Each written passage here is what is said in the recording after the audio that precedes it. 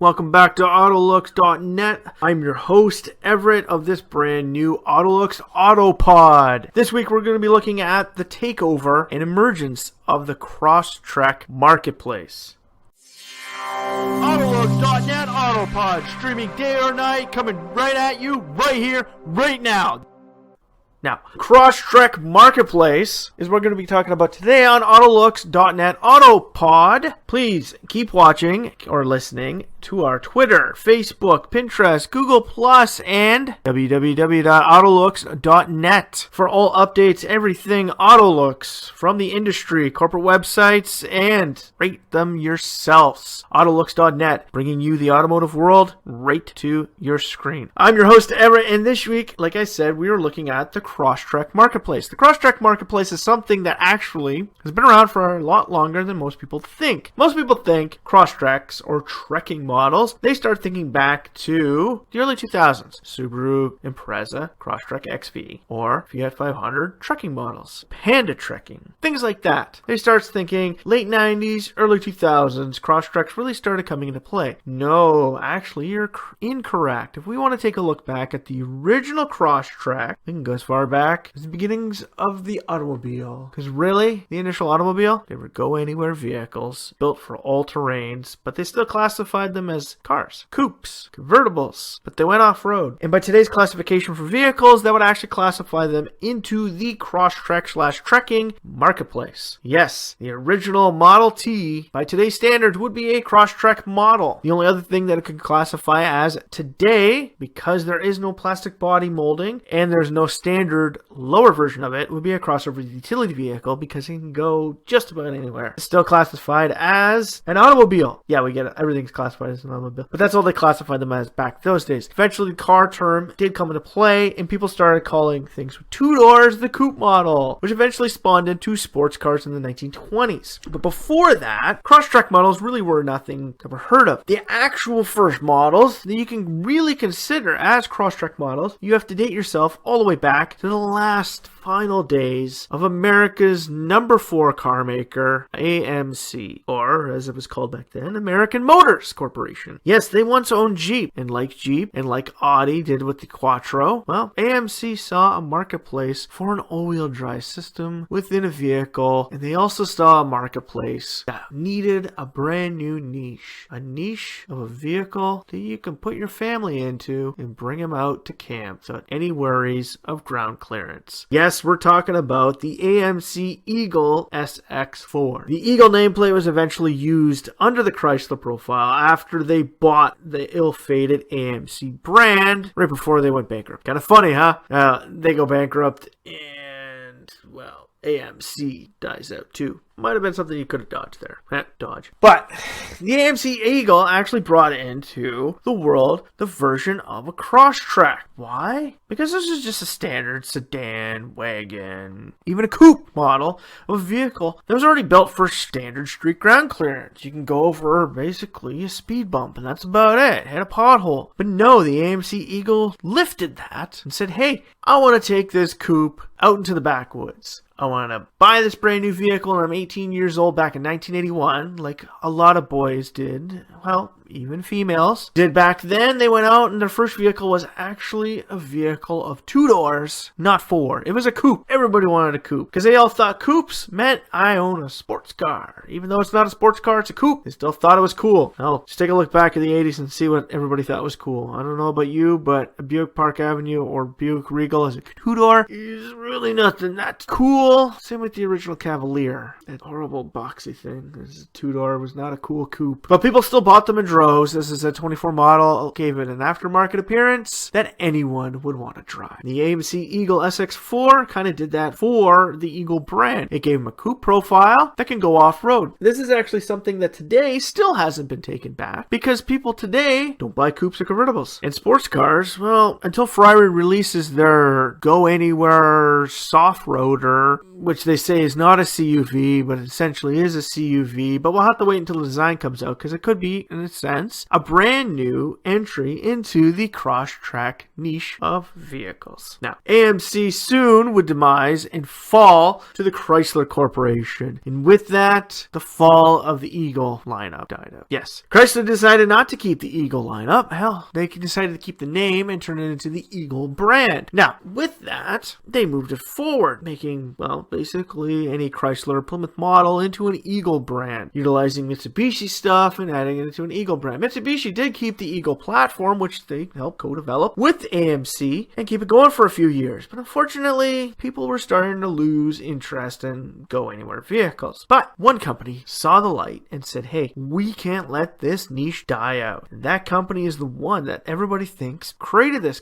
division. No, Subaru actually did not create this segment. Like I said, AMC helps, basically, they helped create the Crosstrek marketplace. Subaru just pushed it out there. It's kind of like the difference between who invented the minivan. The Stout Scarab, well, let's just say that was a concept, but that essentially was the first minivan. The first mass-produced minivan was actually the Volkswagen Microbus, but they didn't call it a minivan back then. They called it the Microbus. Why? Because it was a small van. Essentially, it was a bus, a microbus, right? Well, Dodge did that with the Caravan. Is it a car? Is it a van? No, it's a Caravan. They didn't create the market, but hell, they sure took the world by storm when they created the Caravan and the Town and Country. Subaru did that back in the day with their old GL all-wheel drive. Now, if any of you people have actually ever seen the original Cannonball Run movie, take note, and I do mean take note of this, that Jackie Chan was the co-pilot of one of those old Subaru all-wheel drive Justies that went full-scale off-road. Now, that was just a standard hatchback, but it's a hatchback with all-wheel drive, something unheard of back in those days. Vehicles back in those days with all-wheel drive were just considered all-wheel drive hatchbacks. But what were they spawning? What were they helping build? What were they creating for a future generation? They were building us all up, kind of like Hyundai did with the Pony back in the day, to their next release, the Legacy Lifted Wagon, or as they call it down under, the Subaru Outback. Yes, that was the next spawn in foray into the Crosstrek marketplace. Subaru was doing it yet again. Where AMC failed, Subaru was going to flourish. And Subaru used this Outback and their spokesperson, the Crocodile Dundee, to help push the Subaru Outback into main place. Everybody started seeing it. Nobody actually saw it as a lifted legacy. Because essentially, that's all the Outback ever was. The Outback is not its own brand. It's not its own model. It's essentially just a Subaru Legacy lifted with body cladding and a different name. Yeah, that's all it really is. It's basically like the difference between a Chrysler Town and Country and a Dodge Caravan. Slap a different logo and some extra chrome on it, and you move a Caravan to a Town and Country. Well, add some plastic body cladding, lift the suspension, and you move a Legacy to an Outback. And that's all Subaru did. Now, they kept with this for years. The Outback. It stayed with the lineup. Hell, it's still with the lineup. But unfortunately, some other car companies started to see that they can make money at this. Why? Because we were heading out of the minivan craze of the 90s and into the SUV craze of the late 90s, early 2000s. But companies like Audi and Volvo weren't willing to place all their bets on the SUV marketplace. Why? The SUVs were heavy, they used lots of gas, and they were expensive to build at that time. But lifting an Audi A6 wagon and calling it the all-road Quattro was an easier way to utilize an existing platform and existing technology to help build their own Crosstrek model. And that's exactly what Audi did. They did that back in 2001 with the Audi All-Road Quattro. Amazing looking, well, I shouldn't say amazing looking vehicle, an amazing vehicle. Because back then, the All-Road was essentially just a lifted wagon. But it wasn't lifted at the factory. No, you lifted it yourself. And just like the Porsche Cayenne that slowly came out after that, the suspension system was movable by yourself inside the cockpit. Yeah, pushed a button, you get extra ground clearance. So when you're going to camp and it's muddy in the springtime, you don't have to worry. You just lift the suspension and go a little deeper into the bush. Now, we all know eventually Audi succumbed to their interest into the SUV, or as we call it these days, the crossover utility craze that is now upon us, because the SUV is no longer existent, because SUVs are body on frame sport utility vehicles. They are the Jeep Jeeps of the world, the Toyota Land Cruisers of the world, the Land Rovers of the world. Those are SUV. The Audi Q7, that is a crossover utility vehicle. That is the next step after the all-road. So like I said, they eventually went into it. Now, taking a look at the Crosstrek market, Subaru was still in it, and they were going even further. They were saying, how much more money and how further can we push this segment? They took this segment to the next level back in 2004 when Subaru released the brand new Outback Sport. Amazing, huh? No, it wasn't. The Outback Sport, all it was just an Impreza. It's the Impreza hatchback of that time. All they did is they lifted the Impreza hatchback, put some more cladding on it, gave it a little bit more ground clearance, and slapped the Outback logo on it, and bam, you got a brand new Crosstrek for the Subaru lineup. You got more money. You got the Subaru Outback Sport. Great looking car. Hell, I got one on my own actual list. And no, I don't have my list on the website. It's slowly coming. I got, what do I got? Like 5,000 cars in that thing? And the Subaru Outback Sport 2004 one is actually on that list. It's one of those great cars from back in the day. Now, 2004. This is when the major change started coming from car companies around the world. They started seeing as soft roaders as the next phase in vehicle development. The minivan was slowly dying out because nobody really wanted to drive them. Hell, if you take a look back at our blog from back in June of 2018, you may find a funny article about our 2 weeks of having to drive a brand new 2017 Dodge Caravan. Oh, God.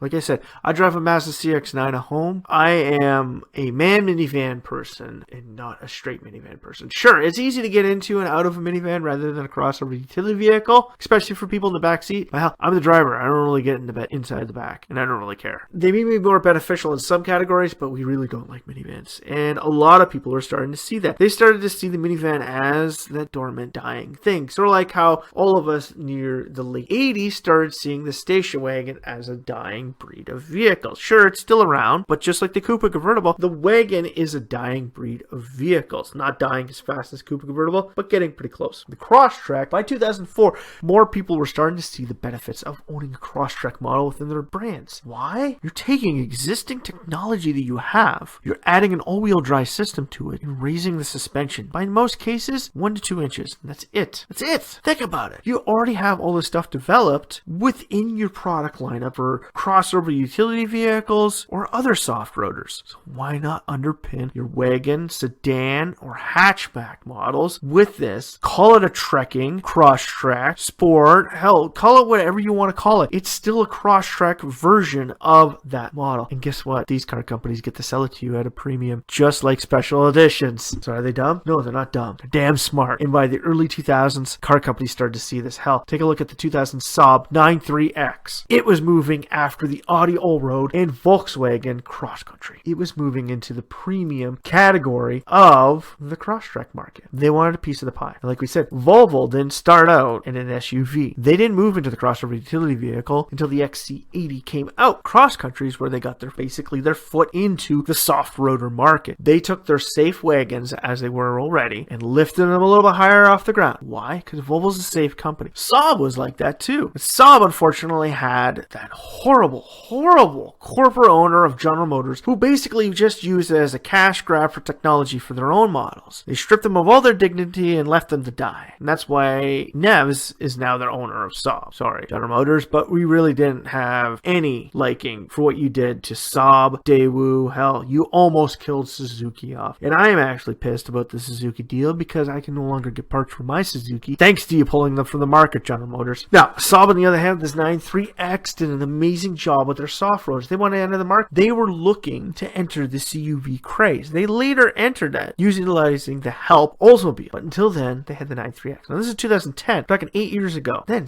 keep moving on. 2010 is the beginning of it. Because from 2010, we started seeing all-track models from Volkswagen. We started seeing stepway models from Dacia. We started seeing trucking models from Fiat. We started to see X-Cross from MG. MG just came back, for God's sakes. By 2013, they had an X-Cross model. Why? Because China loves the Crosstrek model, and they're demanding them. And then we get 2013, the rehash of the Subaru Outback Sport as a brand new sub-brand model. The Subaru XV Crosstrek. It now has its own name. It now has its own image. But like we said, unfortunately, this thing is just an Impreza lifted again. But they took a lot of the body cladding off of it to make it seem like it's its own model. Subaru has now given full force to the Crosstrek nameplate, which they have actually been part of since the 80s. Volvo's got the Cross Country. Atom, the Opel Atom rocks. That is a car we're now actually starting to see micro cars getting into this marketplace. We're starting to see the Volkswagen Beetle Dune Edition, odd cars, the Ford Fiesta Active, they have the Ford Focus Active. Everybody's getting into it. Why is everybody getting into the Crosstrek model? Hell, they even got a Mercedes E-Terrain. Why is everybody getting into it? Because they're realizing something that Subaru has been making tons of money off of for years. Why are we selling all-wheel drive underpinnings on our standard cars for only an extra $1,000 when we can actually add a Crosstrek trekking name to it and command a $4,000 to $6,000 premium over the base model? It's like a special edition. And that's what car companies are starting to realize. Now we're starting to get into it. We're starting to see companies like Lada with the X-Ray, Ford with the Fiesta and Focus, Mercedes E-Class, Mini did it with the Countryman. The Countryman is basically just a Mini Cooper that has been lifted off the ground to go soft-roading. It's a Crosstrek. Oh, Suzuki has been doing it for a long time. They've been doing it since well before the Crosstrek even came out from Subaru. They did it with the SX4. And I can say these things are nearly bulletproof. And they're pretty damn fun to drive. I know my wife loves driving hers. And you now are getting more and more Crosstrek models coming up from the likes of even Toyota with the Aqua. Hell, they're even making their way into the EV platform. And even Buick of all people, is jumping on the Crosstrek bandwagon with a brand new Buick Regal Tour X. Now, we more than likely won't see this model within the North American marketplace, as Buick is huge in China, and China loves to go soft-roading. That's where these coupe profiles are coming from SUVs too. Now, we've just stated that coupes and convertibles are a dying breed. The Crosstrek is not a dying breed. The Crosstrek is a model, and it is a segment that's going to be here for a while. We don't know how long, considering the fact that, hell, coupes and convertibles are dying out, and they've been around since the beginning of the automobile. So Crosstreks could make their slow wave up, but as we move to more autonomous vehicles, and we don't care about going off-road, that marketplace might start dying out. I'm sorry, but electronic controls within a vehicle could kill off this marketplace. Hell, they can even kill off the crossover utility craze, because if you don't need to go soft-roading because you're hailing a vehicle and you're just cruising around the city, why do you need a soft-roader? Because roads are already purpose-built for sedans and the weird-looking pods. So, in saying, we love the fact that AMC helped bring back the amazing go-anywhere features of the Crosstrek models. And you gotta hand it to Subaru for holding their guns, and keeping with it, and keeping the Crosstrek nameplate alive ever since the 80s. You gotta think about it. It took them nearly 20 years before that Outback Sport came out and set the world on fire with the Crosstrek. You gotta remember, that was 2004. It really wasn't until about 2012 this market really took off. So, this is Everett from AutoLooks.net stating the fact that Crosstreks are here to stay. No matter what you think, and no matter how much you care, they're a vehicle to bet on. They're a segment to bet on. That they're gonna be here for the near future. Everett from AutoLooks.net. Keep following us on our Twitter, Facebook, Pinterest, Google+, hell, even our AutoPod podcast through www.autolooks.net. And we look to hear all your comments and any questions you may have about the Crosstrek market through our website, Facebook, or Twitter feeds. As Everett saying, strap yourself in for this one fun, wild ride from the AutoLooks AutoPod.